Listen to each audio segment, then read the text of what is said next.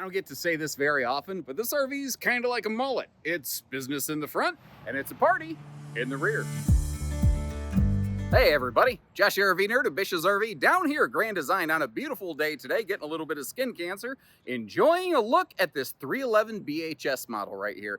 I tend to get footage of this about once a year because it's a very popular model. This is also a member of the full reflection family.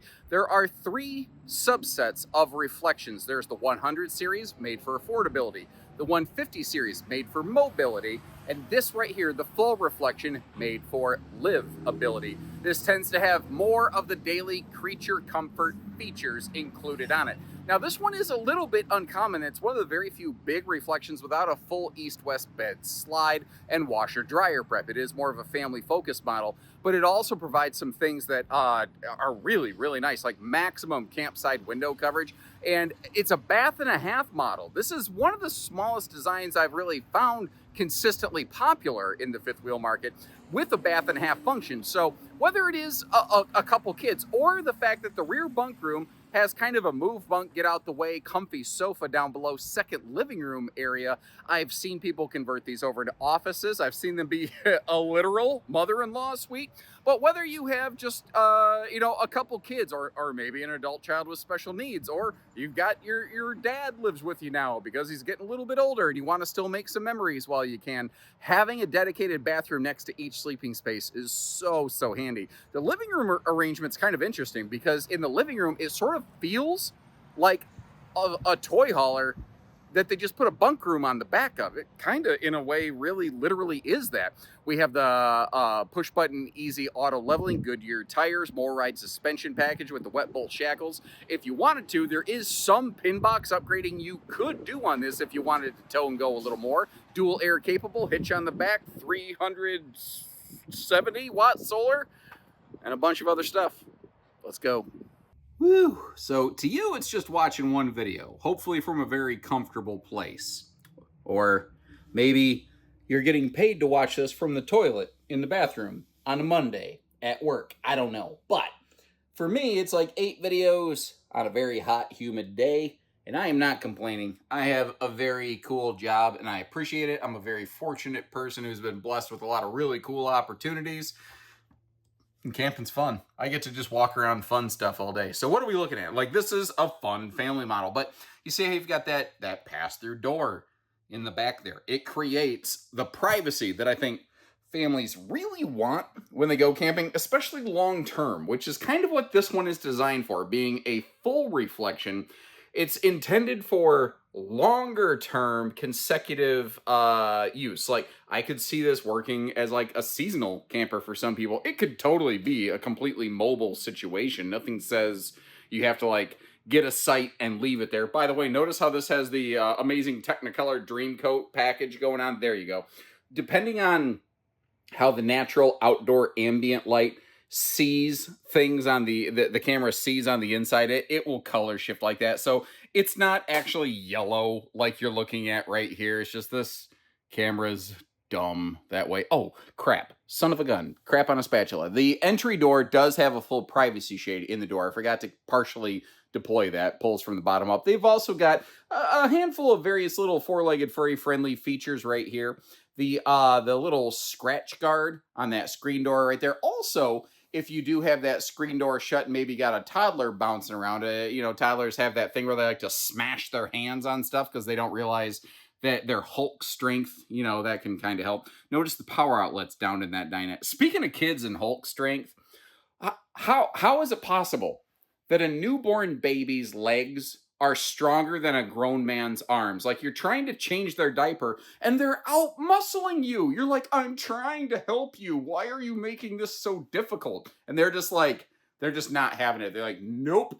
The rest of your life is about to be challenging and it's going to begin right now, sir. Sorry, I had a little squirrel moment there. So from the slide where all the seating is located, the entertainment is very easy to view, and that TV can pivot around. It is also a smart TV. So if you want to hook up your Netflix and whatnot, there you go. My wife likes to watch the things that are like very provocative and interesting. And can you believe this crazy story that happened about these Chilean miners that got trapped in this mine. Whereas I'm the type of person who watches almost exclusively cartoons and anime. So, yeah, Netflix does a very nice job for us. By the way, not only do you have the ability to create a little separation there, you've also got a couple USB plugs built in.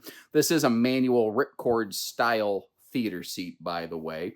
Carpetless, ventless. I'm glad to see carpetless side. We will actually see, surprisingly so, I think, a little bit of carpet in the bunkroom slide of all places on this, which kind of surprises me. You can get, these are 50 amp standard, by the way. You can get a second air added if you want. They do not have the most room in this slide for a lot of counter space, but notice they did shift that larger oven and 3-burner stovetop to the left, which some people won't like, but it created a chunk of counter space on the right where you can at least set down a spatula. And above that, they did center up a residential-sized microwave. They didn't try to get cute and shove that off to the side, something weird, which does mean you have kind of some open gaps there, which looks a little odd. But I think unless you're looking for trouble, like I am right now, it works just fine. The power outlets on this island, I've always wondered why they're down so low. I don't understand. Is there a thing I don't understand?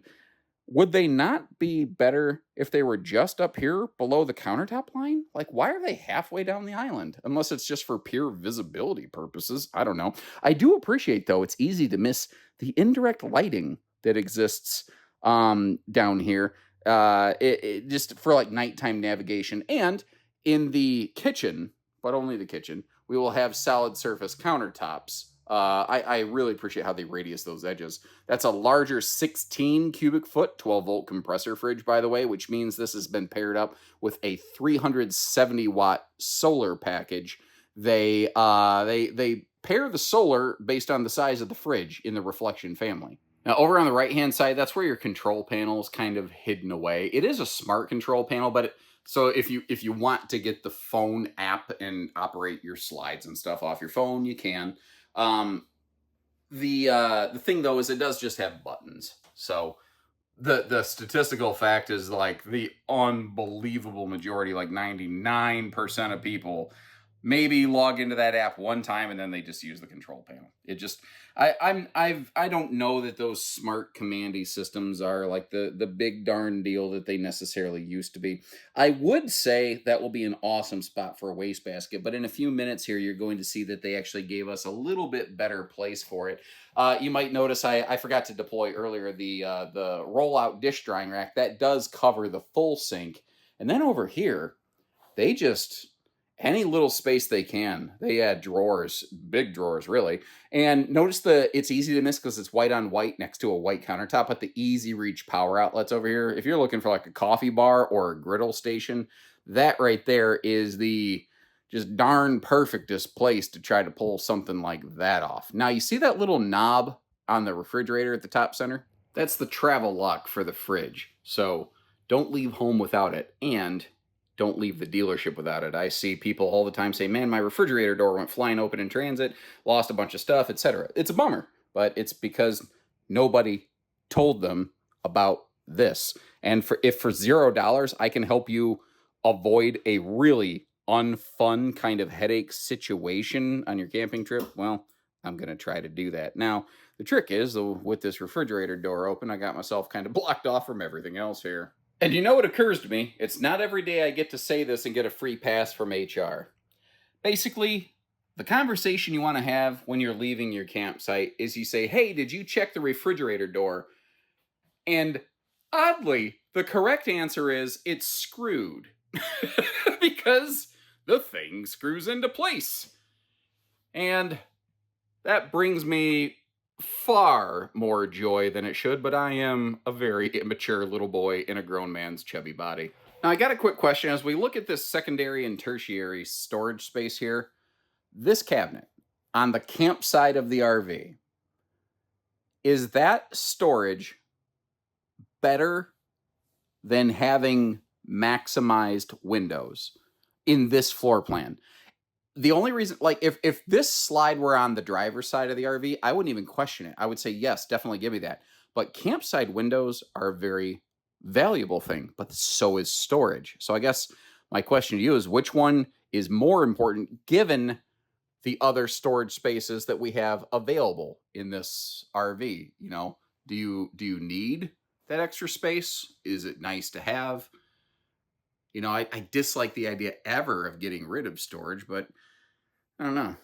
Windows are nice too. I think I mentioned this earlier. Smart TV can pivot around. I don't know. I talk about a lot of crap on camera. Moving back here. First of all, when we are trying to sleep, everybody, you have right here a little fold-out hide-a-bed with a bonus bunk above, utilizing the what I call move bunk, get out the way. And with those gas struts, it's so easy to move, it's ludicrous. But as I mentioned earlier, oddly, I don't know why they did this. I don't know why they're still throwing a little bit of carpet in the slide floor. I don't understand the reasoning nor the benefit, unless they just forgot. I'm not sure. But this is what's kind of cool. Let's say it's a rainy day and everyone's stuck inside and the kids are all jacked up on marshmallows and Mountain Dew, and you're about to love them to death. You know what I mean? Well, you can sit there on that sofa enjoying your TV or lounging back taking a nap, and you can say the thing that you get to say when you're at home with this floor plan. You can say, kids, go to your room and be quiet. And they can at least go to their room, which will make them sound a little more quiet as compared to being openly audible. So there's that. Now, another thing that a lot of bunk rooms lack is a easy way for the kids to get up to the bunks. They actually protect and reinforce the edge of this kind of open-faced dresser shelf here. It's kind of an open-faced ladder wall to get up to this upper bed. Now, the industry has, your more premium brands used to use the thicker bunk mattresses like this. And because every brand's trying to be a dollar cheaper, these things have gotten pathetically thin on a lot of manufacturers. And I'm not telling you this is the best, most comfortable thing ever, but compared to what a lot of bunk rooms are giving you, that's not terrible. I also want to point out how they've maintained the same blackout roller shades here that you would have in the rest of the RV. And one of the things I kind of mentioned, this sort of has the ability to have a kind of second living room function. So when you are in the sofa over here, if you choose to let the kids bring a TV, they actually could have a pretty decent little entertainment station there. And you see that they actually do provide a little bit of a hanging closet right there. There's some dresser drawer space down below. Now, if you're really super eagle-eyed, you might notice a couple little specks of daylight peeking through. That's probably from the back of the refrigerator vent in that camp kitchen space. And before I forget, just so that you can see the different power outlet solutions that we have here. One of the other things that's really cool about this bathroom, though, allow me to spin around like a record baby, is that this, I think I said bathroom, I think bunk room is what I meant, but it's a bath and a half model. The thing is, it looks really weird because the toilet back is essentially facing the door. It's not a big space. It's made for little kids. So when a grown adult like me sits on this thing, my arm is just flat against that wall panel. And it's not fluffy friendly. It's made for skinny butt, chicken leg little kids. That's it. Just enough room back here so that they can use the bathroom and brush their teeth and go to bed. That's all she's for. But that, it's a small fan, but it's a small room, and it does at least have a power vent fan. And sometimes, God bless America, it doesn't have to be fancy. This simple little bungee thing right here will keep that door from popping open behind that slide out while you're bouncing down the road. And the amount of damage that can prevent, because you can't see back here when those slides are closed. There's no other way for you to know if that door is secure. So they give you that extra peace of mind. Those little details, I appreciate. That's the little stuff that I look for that I think helps separate and define an RV brand. Working our way upstairs here, little things too. There's little motion lights here and there so that, like, if you are navigating around the RV in the evening hours, you can see more what you're doing. We're going to go up to the bedroom first and then curl around, because this actually is a dual entry bed and bath, which some people might absolutely hate, but we'll get there. This is a 60 by 80 True Queen bed. This floor plan does not have a king bed option. They do not have a bed slide option or anything like that. She just is how she is. And that might work for you. It might not work for you. I don't know. I'm just trying to share what's available, what's out there, you know. She is available with a second air, and that would be actually ducted, by the way. Then when we get over here, you have a bedroom, bathroom, kind of double closet wardrobe slide, but I like how it includes that breeze through window. Eagle from Jayco was one of the first that did that a lot. The trick with that is that means that across from the bed, we have a sliding privacy door, which means your bedroom TV hookups are all the way over here in a very weird position. I don't suspect this is the type of RV a lot of people are getting so they can sit in the bedroom and watch a lot of TV, but everybody camps differently. So I just want you to understand what the RV has and what it doesn't have. Now, before we get to the bathroom, I wanted to crack this all open here. These are some big dresser drawers, but what you haven't really seen a lot of in the bedroom so far is hanging storage space. You actually potentially have, I think, a very respectable amount.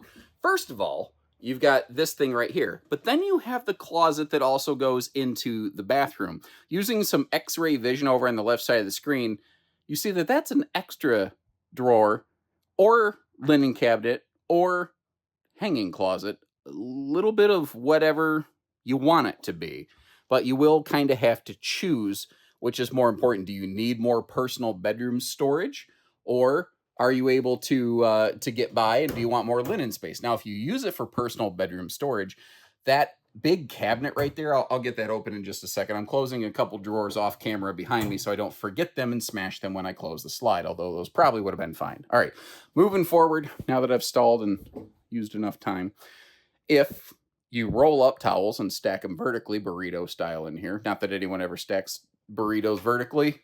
I don't know, maybe someone does, but you get the idea. You might have noticed too that was soft close. That wasn't just a coincidence right there. The porcelain foot flush stool right here. Unlike the half bath, this one is fairly fluffy friendly, but this one is made for adults, not just the skinny butt chicken legs little kids. I do appreciate all the nice little radius touches that they have. And I know I'm right up in the face of this here, but I don't like to use wide angle camera lenses. I feel like I'm lying when I use one of those things. I don't like that thing. The shower, the headroom here is awesome. The elbow space might not be awesome. Some people don't like radius showers. Some people are okay with them. We might want to, this might work for you. Might want to consider a different model. I love the fact, though, that they don't have a giant hole in the roof to create a skylight. That is something I personally really like. And I tell you what, I'm going to actually just rotate out of here. You're going to get a little look at my midsection. And then, what the what?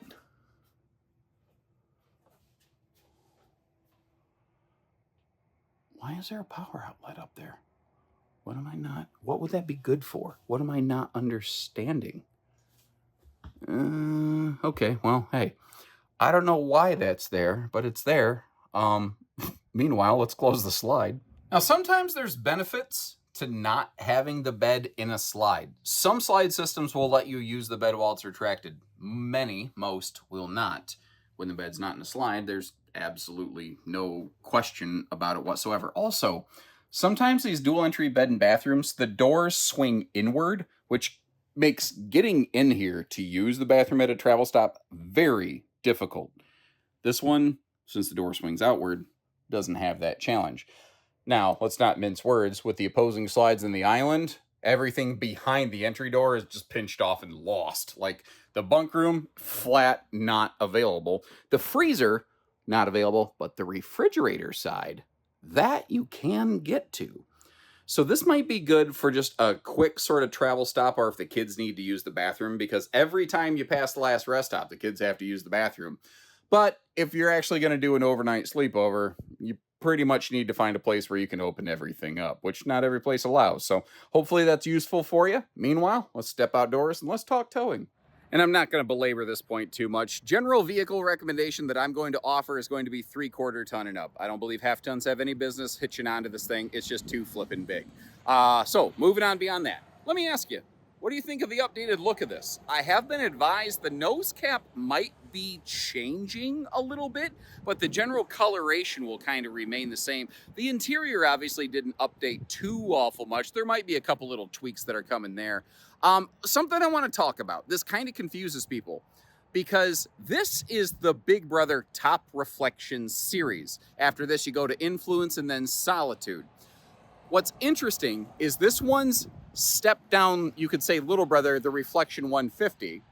It can be argued it actually has a better pin box. I personally feel that it does, but that's because they're all made with a slightly different intention. This is a full reflection. It's kind of made for being there longer, less towing. But if you wanted to change that pin box for a Kurt Helix pin box system, this chassis is approved for that. Grand Design is currently having their chassis tested after some various structural enhancements for approval with a variety of different aftermarket hitch systems. Very few manufacturers are actively pursuing like alternative hitch certification, as it were. And because it is a Lippert chassis, you could swap out to a Reese goose box if you wanted a gooseneck kind of conversion. Now, this floor plan right here, we get the dual power awning arrangement, which is nice because with that slide out, that super slide right in the middle of the sucker, it would otherwise, you'd kind of have to get some weird awning kind of halfway draped over the two, which I'm glad we don't have. Under the slide right here, I think we can get you a decent look at it. You might notice this is actually a 6-point leveling system, by the way. When you are in this, like, what's called mid-profile class, a lot of them are still a 4-point leveling system. We've got the Goodyear Endurance radials, the MoRide CRE 3000 suspension package, which means compression, rubber, equalization, 3 inches of wheel travel, in case you're curious. This also has anti-lock braking for emergency, oh crap, hit the brakes safety, and electronic anti-sway. And it does all that stuff automatically, basically, so that you don't have to really think and worry about it. And then we have one of the better camp kitchens that's, I think, even available in the RV industry today. You used to find these all over the place, nicely decked out like we're looking at here. And I swear manufacturers just kept nickel and diamond, getting things cheaper to the point that they sucked. And you don't see that many like this anymore with the bigger fridge and galvanized steel galvanized rolled steel countertops, pardon me, dedicated cooker, a real sink with a drain that actually does go into a holding tank. Some, like if you wanted to bring a microwave, there's room there for a microwave. You got the extra storage space. But I always like to provide you that extra, yes, this is true, but here's some also extra food for thought kind of stuff.